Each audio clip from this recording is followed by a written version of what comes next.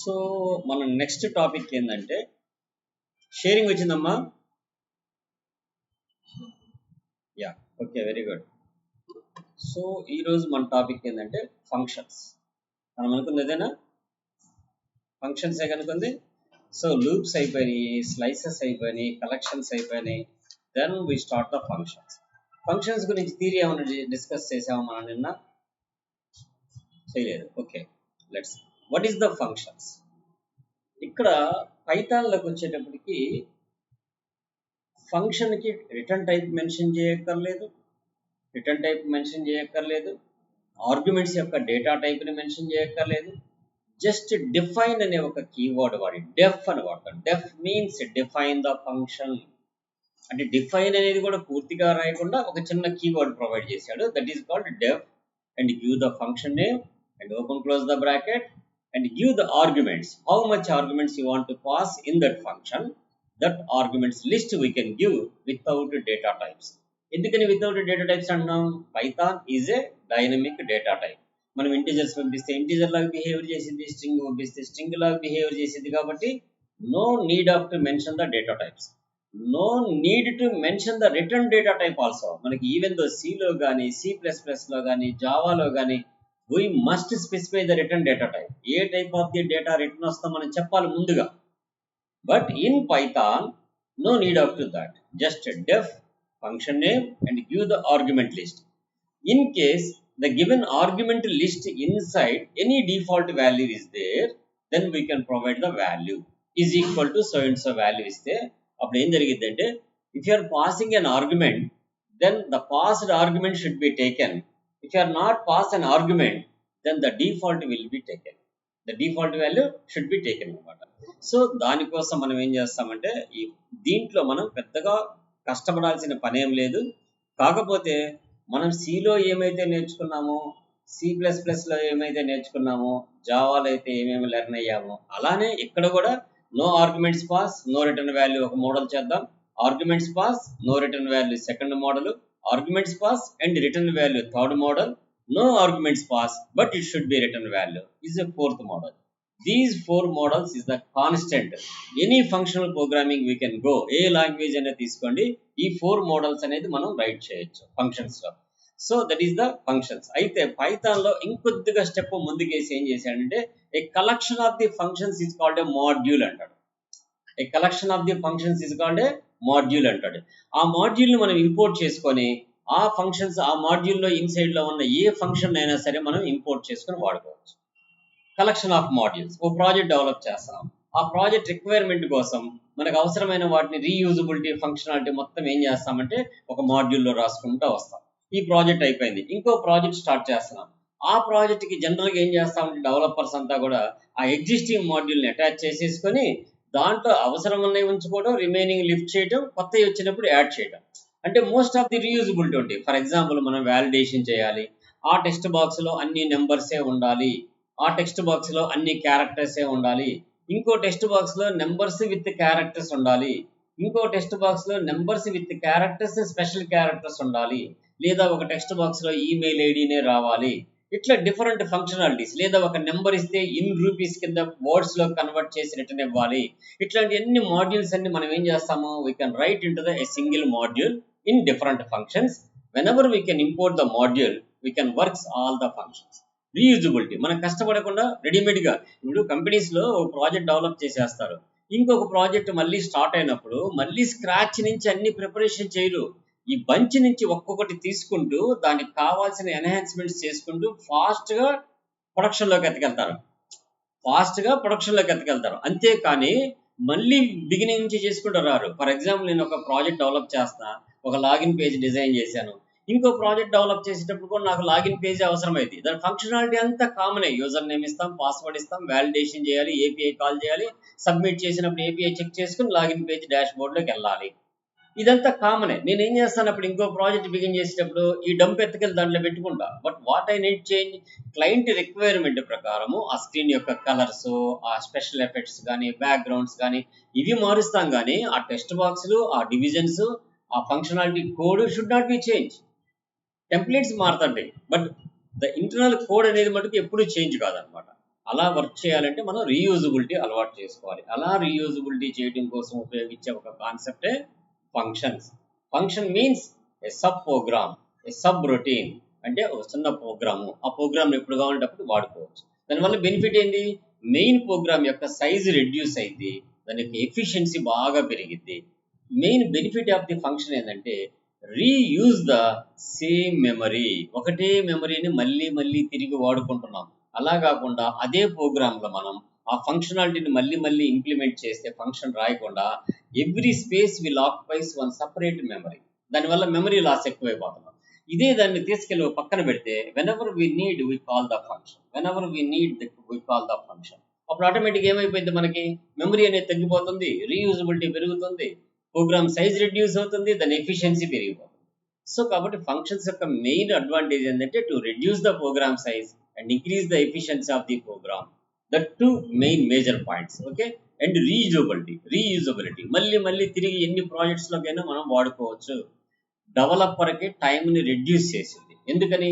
Already ఒక project కోసం మనం డిఫరెంట్ ఫంక్షనాలిటీస్ రాసి పెట్టాము. ఆ ఫంక్షనాలిటీస్ అన్ని మళ్ళీ రాయకుండా just we take that module and import that project. Very simple. Okay, that's. ఈ ఫంక్షన్స్లో నేను కొన్ని ప్రోగ్రామ్స్ డిఫైన్ చేశాను. వాటిని మీకు ఎగ్జాంపుల్స్ అన్ని ఎక్స్ప్లెయిన్ చేస్తాను. Let us check it. First చూడండి, నేను అన్ని కామెంట్స్ పెట్టి రాస్తాను. మీరు కామెంట్స్ పెట్టి రాసుకుంటే it's a better way.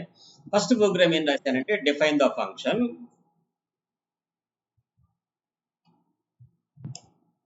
Define the function. The function name is the show message. Simple గా నేనేమనుకుంటున్నానంటే whenever I call a function, it shows the some message. అటువంటిప్పుడు నేను ఎటువంటి ఆర్గ్యుమెంట్స్ ఇక్కడి నుంచి ఇక్కడికి పంపించట్లేదు, అక్కడి నుంచి ఎటువంటి ఆర్గ్యుమెంట్స్ రిటర్న్ తీసుకురావట్లేదు. సో కాబట్టి no arguments pass and no return values.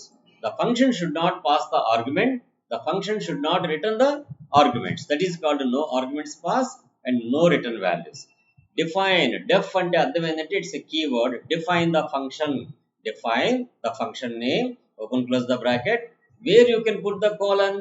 The next line starts with a new block, then we can put a colon. అక్కడ కోలన్ పెట్టామంటే అర్థం ఏంటంటే ఈ లైన్ కింద ఒక block of the statement ready అవుతుంది అని అర్థం అనమాట. ఆటోమేటిక్గా మీరు కోలన్ పెట్టి ఎంటర్ కీ కొట్టంగల్లే వన్ ఇండెంట్ స్పేస్ తీసుకొని స్టార్ట్ అయితే నేను మళ్ళీ మళ్ళీ రిపీట్ చేస్తాను. పైథాన్లో కోలన్ ఎందుకు పెడతాము అంటే it starts with a next line as a new block under the statement will works on that block అని చెప్పడం కోసం అనమాట. సో ఇక్కడ ప్రింట్ హలో అవర్ అని ప్రింట్ చేసే whenever we can call this function, the message should be print. That's first thing. And second, arguments pass but no return values. I have to pass the arguments but it should not return anything. So ఇక్కడ ఏం చేస్తాను, నేను ఒక input string తీసుకుంటున్నాను, enter the student name అని. Show welcome message అనే function లోకి input string ని పాస్ చేస్తాను. ఆ ఇన్పుట్ స్ట్రింగ్ తోటి వెల్కమ్ టు అనేది ఆ స్ట్రింగ్ యొక్క కన్కాటినేషన్ ప్రింట్ చేస్తాను. అంటే అర్థమైంది, ఇక్కడ నుంచి ఆర్గ్యుమెంట్ పంపిస్తున్నాము కానీ అక్కడి నుంచి తిరిగి ఏమి తీసుకొని రావట్లేదు, అక్కడే ప్రింట్ చేసేస్తున్నాం. So that is the second method. Arguments pass but no return values. Arguments pass but no return values. It's fine. And next gella input string తీసుకున్న తర్వాత ఇంకోటి ఏంటి, arguments pass but no return values. But no return values. If you are not pass any arguments, it takes a default argument.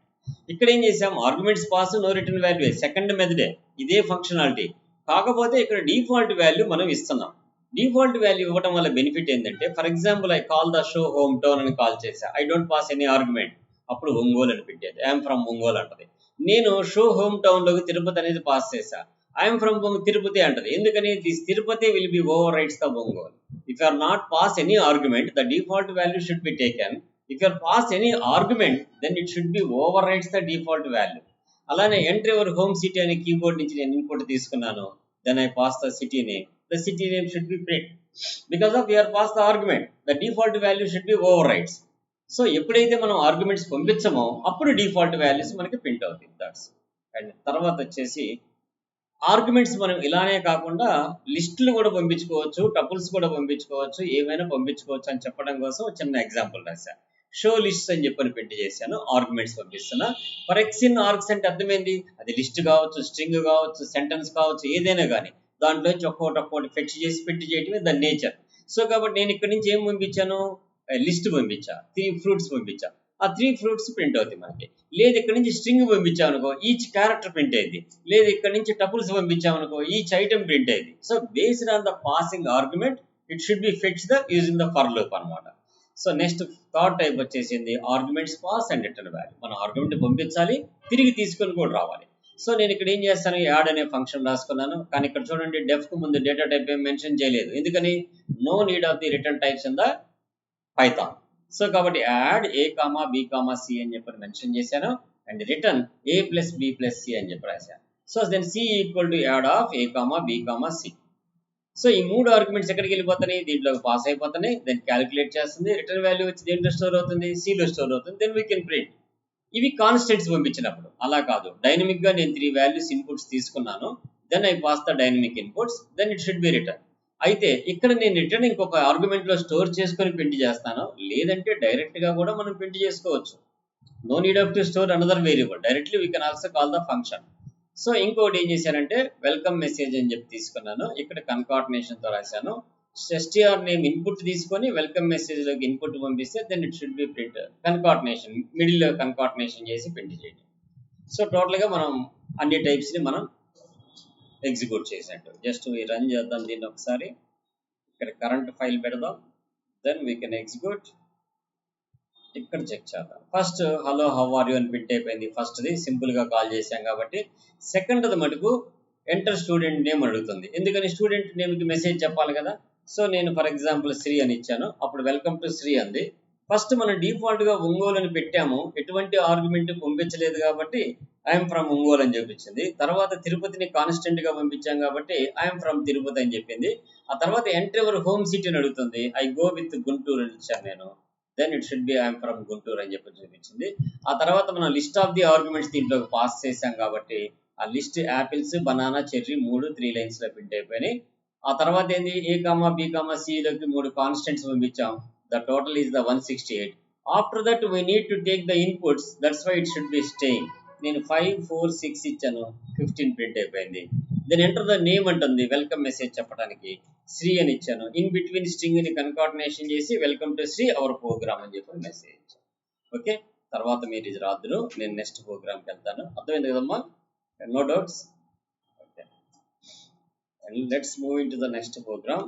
కొద్దిగా implementation చేయడం కోసం నేను ఇక్కడ ఒక ఫంక్షన్ రాశాను, ప్రైమ్ నెంబర్ అని చెప్పని పెట్టాను. Prime or not, the function name is the prime or not. గుర్తుపెట్టుకోండి, మీరు ఏదైనా నేమ్స్ పెట్టేటప్పుడు డిస్క్రిప్టివ్ నేమ్స్ పెట్టడం అలవాటు చేసుకోండి, ఫంక్షన్స్ కి, క్లాసెస్ కి, వీటన్నిటికి. సో ఇక్కడ నేనేం చేశాను, ప్రైమ్ ఆర్ నాట్ అన్నాను. I 2 నుంచి స్టార్ట్ చేశాను. I ఎక్కడి నుంచి స్టార్ట్ చేశాను, 2 నుంచి స్టార్ట్ చేశాను. I value less than n దాకే చెక్ చేస్తాను, అంటే కౌంట్ షుడ్ బి 0 అయి ఉండాలి. అదే I 1 నుంచి స్టార్ట్ చేసి less than or equal to n దాకా చేస్తే కౌంట్ షుడ్ బి 2 అయి ఉండాలి. ఓకే, ఇప్పుడు రిటర్న్ ఏం చేస్తాను నేను, ఎప్పుడైతే కౌంట్ వాల్యూ 0 అవుతుందో then the number should be print side by side, that's why ends అనేది వాడాను. సో నెక్స్ట్ ఏం చేస్తాను, ఇక్కడ నేను ఇవన్నీ ఇండివిజువల్ గా పిలవకుండా డైరెక్ట్ గా ఫర్ లూప్ తీసేసుకున్నాను. ఈ ఫర్ లూప్ లో నేను ఏం రాశానంటే మినిమం వాల్యూ తీసుకుంటున్నా, మాక్సిమం వాల్యూ తీసుకుంటున్నా. Then for I in range of minimum comma maximum plus 1, అంటే ఎన్నిసార్లు తిరిగింది, మినిమం వాల్యూ మాక్సిమం వాల్యూకి టచ్ అయిందా తిరుగుతుంది. ఎవ్రీ టైం I అనేది ఇంక్రిమెంట్ అవుతుంటుంది. సో లోపలికి వచ్చాక ప్రైమ్ ఆర్ నాట్ లో I అనేదాన్ని పాస్ చేస్తున్నాం, అప్పుడు ఆటోమేటిక్ గా I లోకి వాల్యూ n లోకి వస్తుంది. దెన్ ప్రైమా కాదని చెక్ చేసి ప్రైమ్ అయితే ప్రింట్ అవుతుంది, ప్రైమ్ కాకపోతే ప్రింట్ కాదు. ప్రైమ్ కాకపోతే ప్రింట్ కాదు. ఇక్కడ వైల్ స్టేట్మెంట్ వాడాం కదా, ఈ వైల్ కంప్లీట్ అయిన తర్వాత ఈ కండిషన్ చెక్ చేసుకుంటది. అందుకనే ఇది ఒకటే బ్లాక్ లో ఉంటాయి చూడండి, level of block indentation same లో ఉంటాయి. అదే దీన్ని తీసుకెళ్లి కొద్దిగా ముందుకు జరిపామనుకో ఇట్ షుడ్ బి డిఫరెంట్ అయింది, అది కూడా వైల్ లో కింద వస్తుంది. ఎప్పుడు కూడా వైల్ ఫినిష్ అయిన తర్వాతే ఇఫ్ చెక్ చేయడం కోసం same level of the block వాడాం. అర్థమైందమ్మా? దీన్ని కనుక మనం ముందుకు జరిగితే అది కూడా వైల్ లోపల అవుతుంది, అది రాంగ్ అనమాట. వైల్ తిరిగేటప్పుడు ప్రతిసారి చెక్ చేసింది, అందుకని మళ్ళీ బ్యాక్ ఇండెంటేషన్కి వచ్చాం. Okay, let's we can execute the program. Direct గా మనకి ఎక్కడి నుంచి స్టార్ట్ అవ్వాలి, 1 నుంచి స్టార్ట్ అవ్వాలి. నాకు 1000 లోపు ఉన్న ప్రైమ్ నెంబర్స్ అన్ని ప్రింట్ అయిపోవాలి. దట్స్ ప్రింట్ అయిపోయింది. సో ఇట్ షుడ్ బి 997 దాకా ప్రైమ్ నెంబర్స్ అన్ని ప్రింట్ అయిపోయింది. అర్థమైందా? So that is the prime number program. And next some more examples work. ఒక మల్టిపుల్ టేబుల్ ప్రింట్ అవ్వాలి, ప్రింట్ ఏ మల్టిపుల్ టేబుల్ లో ఒక ఆర్గ్యుమెంట్ పంపిస్తాం. ఈ ఆర్గ్యుమెంట్ ని 2 రకాలుగా ప్రింట్ చేయొచ్చు. ఎలా చేయొచ్చు, ఒకటి ప్లస్ తోటి స్ట్రింగ్స్ కింద మార్చి చేయొచ్చు, లేదంటే డైరెక్ట్ గా కామాలు వాడి సపరేట్ చేస్తే no need of to converting of the string. Type casting చేయాల్సిన అవసరం లేదు, ఎందుకని కామాలు వాడినప్పుడు అర్థమైంది అతను కామ ఇతను కామ ఇతను అని చెప్పని అర్థం. అలా కాకుండా ఆ మూడింటిని కలిపి రాయాలంటే ప్లస్లు పెట్టామనుకో, ముగ్గురు జెంట్స్ అన్న అయి ఉండాలి, ముగ్గురు లేడీస్ అన్న అయి ఉండాలి, లేకపోతే కన్కార్డినేషన్ ప్రాబ్లం అయింది. టైప్ మిస్ మ్యాచ్, ఒక లేడీ ఒక జెంట్ కలిసి కూర్చోడం కుదరదు, అంటే సపరేట్ అవ్వాలి. That's meaning of type miss match అంటది. అప్పుడు మస్ట్ అండ్ షుడ్ గా అక్కడ రీప్లేస్ చేయాలి మనం, దాన్ని టైప్ కాస్టింగ్ చేయటం అంటాం. సో కాబట్టి ఇది రాసినప్పుడు టైప్ కాస్ట్ చేసాము, దీన్ని కామెంట్లో పెట్టి దీన్ని డిలీట్ చేశా. ఎందుకని ఇప్పుడు ఎన్ని స్ట్రింగ్ కింద మార్చాలి, ఐని స్ట్రింగ్ కింద మార్చాలి, ఎన్ ఇంటూ ఐని కూడా స్ట్రింగ్ కింద మార్చాలి. ఎందుకని మొత్తం స్ట్రింగ్ కింద మారాలి కాబట్టి. ప్లస్ అంటే అర్థమైంది, కన్కార్డినేషన్ కదా.